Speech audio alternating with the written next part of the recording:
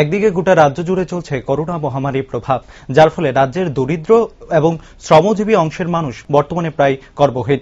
যদিও এই দুঃসময়ে সরকার সাহায্যের হাত বাড়িয়ে দিয়েছে আপামর জনগণের, তার পাশাপাশি এগিয়ে এসেছে বহু স্বেচ্ছাসেবী সংগঠন। শুক্রবার বহনপুর কর্মচারী সংঘের পক্ষ থেকে বর্তমান করোনাকালীন সময়ে শিক্ষামন্ত্রীর মাধ্যমে মুখ্যমন্ত্রীর ত্রাণ তহবিলে 1,23,000 টাকা প্রদান করা হয়। উক্ত উদ্যোগ গ্রহণ করার জন্য কর্মচারী সংঘের নেতৃত্বদের ধন্যবাদ জানান শিক্ষামন্ত্রী।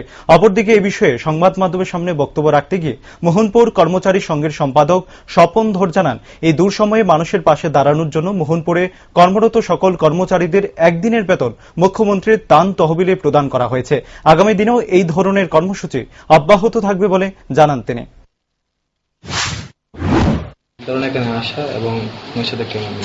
আমরা মোহনপুর মহকুমা ত্রিপুরা রাজ্য কর্মচারী সংঘের পক্ষ থেকে এখানে আসা।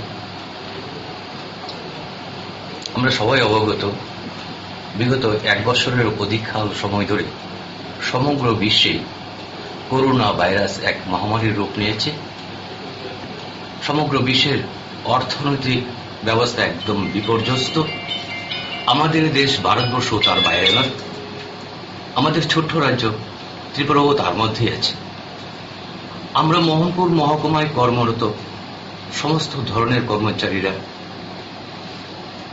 সরকারের এই যে অবস্থা, সরকার বিভিন্নভাবে যারা অর্থনৈতিকভাবে দুর্বল শ্রেণীর মানুষ তাদেরকে সাহায্য সহায়তা করে আসছে। তাই এই মহাযজ্ঞে মোহনপুর মহকুমার কর্মরত কর্মচারী বৃন্দের কাছে আমরা আবেদন করেছিলাম একদিনের বেতন এই জাতীয় বিপর্যয়ে যেন সবাই প্রদান করে।